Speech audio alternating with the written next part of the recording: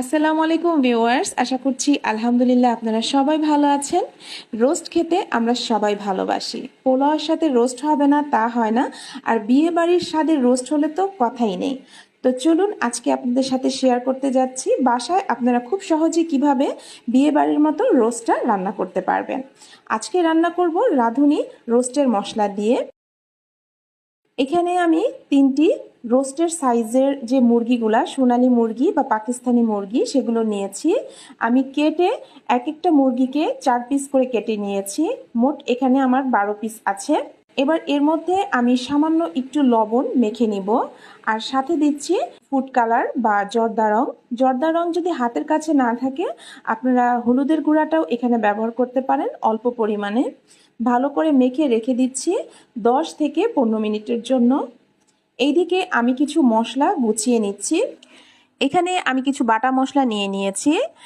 এখানে নিয়েছি আদা রসুন বাটা প্রায় হাফ কাপ পরিমাণ, আর পেঁয়াজ বাটা নিয়েছি 1.5 কাপ, আর এই পাশে নিয়েছি নারকেল, কিশমিশ এবং চীনাবাদাম। আমি কম করে 1 মুঠ করে সব পরিমাণ নিয়ে তারপর একসাথে করে বেটে নিয়েছি। আপনারা চাইলে চীনাবাদামের পরিবর্তে অন্য যে কোনো বাদাম এখানে দিতে পারবেন, কোনো সমস্যা নেই। তবে চেষ্টা করবেন বাটা মশলাগুলো সব যেন ফ্রেশ হয়, এতে করে রোস্টের টেস্টটা খুব ভালো আসবে। এবার যে রাঁধুনি রোস্টের মশলাটা আছে সেটা আমি একটু পানিতে মিশিয়ে রাখবো বা গুলিয়ে রাখবো, এতে করে রান্না করতে খুব সুবিধা হবে। একটা বাটিতে আমি মশলাগুলো নিয়ে নিচ্ছি, আর আমি সম্পূর্ণ 1 প্যাকেট মশলাই নিচ্ছি। এবার সামান্য একটু পানি দিয়ে ভালো করে মিশিয়ে নিলাম। এরপর এরকম 2 পিস লেবুর রস আমি এর মধ্যে দিয়ে দিচ্ছি। এরপর দিচ্ছি 2 চা চামচ পরিমাণ শুকনা মরিচের গুঁড়া। এরপর এখানে হাফ কাপ পরিমাণ কুসুম গরম পানি নিয়ে আমি ডানো গুঁড়ো দুধ দিয়ে দিচ্ছি 2 প্যাকেট। ভালো করে মিশিয়ে রেখে দিলাম। এইবার ফ্রাই প্যানে তেল গরম করে আমি রোস্টের পিসগুলো একে একে ভেজে নিচ্ছি। অতিরিক্ত ভেজে মচমচা করার প্রয়োজন নেই, শুধুমাত্র মাংসের উপরের দিকটা একটু সোনালি রং হলেই চলবে। অতিরিক্ত ভাজলে কিন্তু মাংসটা শক্ত হয়ে যাবে, রোস্টটা খেতে ভালো লাগবে না। আমি এরকম করে সবগুলো পিস ভেজে নিচ্ছি। এখন চলে আসলাম রান্না করার জন্য। বড় একটা কড়াই নিয়েছি, এর মধ্যে দিয়ে দিলাম প্রায় 1 কাপের মতো সয়াবিন তেল এবং দিয়ে দিলাম 1 টেবিল চামচ পরিমাণ ঘি। ঘি অবশ্যই দেবেন, এতে করে রোস্টের ফ্লেভারটা খুব ভালো আসবে। এবার কিছু পেঁয়াজ কুচি দিয়ে আমি বেরেস্তা করে নিচ্ছি রোস্টের জন্য। যে পর্যায়ে বেরেস্তাটা এরকম সোনালি রং হয়ে যাবে চুলাটা বন্ধ করে বেরেস্তাগুলো তুলে নিলাম।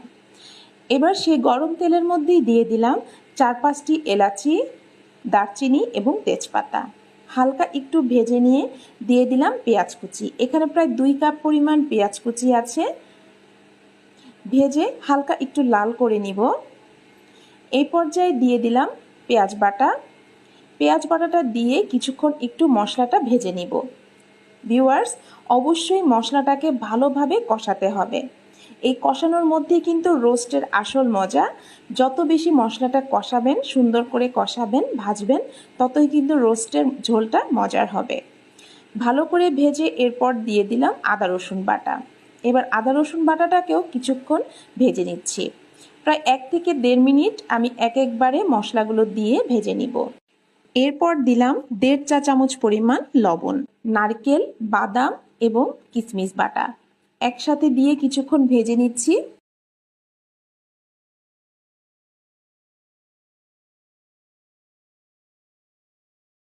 ভাজা হয়ে গেলে দিয়ে দিচ্ছি রাঁধুনি রোস্টের মশলা। এবার এই মশলার সাথে ভালো করে আবার ভেজে নেব। মোট কথা যতক্ষণ পর্যন্ত মশলাগুলো নাড়াচাড়া করবেন, ভাজবেন, ততই বেশি রোস্টটা ভালো লাগবে।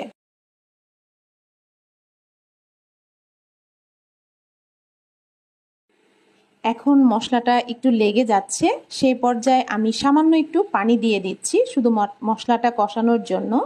আর দিয়ে দিচ্ছি 5-6টি কাঁচামরিচ ফালি। আর ছোট্ট একটা জয়ত্রী নিয়েছি, দেখুন একদমই ছোট্ট 1 পিস আমি জয়ত্রী নিয়েছি। সেটা আমি ছোট ছোট করে কেটে এভাবে মশলার মধ্যে দিয়ে দিচ্ছি। এটা মশলা কষানোর মধ্যেই কিন্তু গলে যাবে বা মিশে যাবে। এভাবে কিছুক্ষণ মশলাটাকে কষিয়ে নিচ্ছি আবারও। বারবার কিন্তু মশলা তলানিতে এভাবে নেড়েচেড়ে দিতে হবে, তা না হলে মশলাটা কিন্তু পুড়ে যাওয়ার সম্ভাবনা থাকবে, আর পুড়ে গেলে কিন্তু মোটেও রোস্টটা ভালো লাগবে না। সো বারবার আপনার এভাবে নেড়েচেড়ে মশলাটাকে কষিয়ে নিতে হবে। যে পর্যায়ে মশলাটা একটু ভাজা হয়ে তেলটা উপরে আসবে, সে পর্যায়ে 2 টেবিল চামচ দিয়ে দিচ্ছি টমেটো সস। আবারও কিছুক্ষণ কষিয়ে নিব।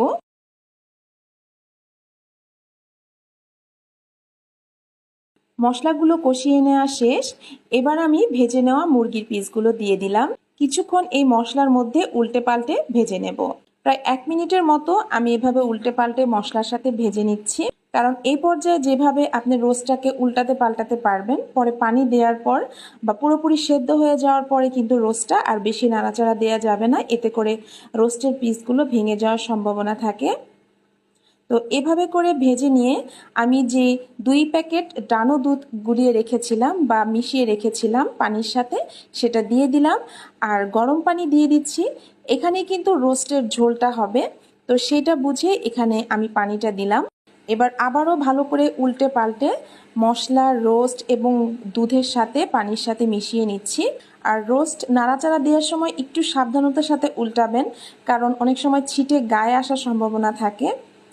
যে পর্যায়ে ভালোভাবে বলক এসে যাবে, ঢাকনাটা ঢেকে দিচ্ছি। প্রায় 2 মিনিট পরে আমি ঢাকনাটা খুলে নিয়েছি আর দিয়ে দিলাম প্রায় হাফ চা চামচের মতো চিনি। এরপর দিয়ে দিচ্ছি কেওড়া জল। যদি হাতের কাছে না থাকে না দিলেও চলবে, কিন্তু থাকলে দেওয়ার চেষ্টা করবেন। আমি 1 চা চামচ পরিমাণ কেওড়া জল দিচ্ছি, এতে করে খুব সুন্দর একটা শাহি ফ্লেভার আসবে। বিয়েবাড়ির বাবুর্চিরা কিন্তু রোস্ট রান্নায় এই কেওড়া জলটা ব্যবহার করে। এবার ভালো করে আবার উল্টে পাল্টে দিচ্ছি। আর চুলার হিটটা কিন্তু এই পর্যায়ে একদমই মিডিয়াম টু লো হিটে রাখবেন। একদমই শেষ পর্যায়ে কিছু কাঁচামরিচ দিয়ে দিচ্ছি। এবার ঢাকনাটা ঢেকে আমি একদমই চুলার আঁচটা অল্প করে দেব, এতে করে খুব সুন্দরভাবে তেলটা ভেসে উঠবে আর মাংসটাও সেদ্ধ হয়ে যাবে। আমার রোস্ট রান্না করা শেষ। আশা করছি এই রোস্ট রান্নাটা দেখে আপনারা খুব সহজেই বিয়ে বাড়ির মতো রোস্টটা রান্না করতে পারবেন। রেসিপিটা যদি ভালো লেগে থাকে অবশ্যই রেসিপির জন্য একটা লাইক দিতে কিন্তু ভুলবেন না। ভালো থাকবেন, সুস্থ থাকবেন। আবারও চলে আসবো ইনশাল্লাহ, মহান আল্লাহ তাআলা যদি বাঁচিয়ে রাখেন। ততক্ষণের জন্য আল্লাহ হাফেজ।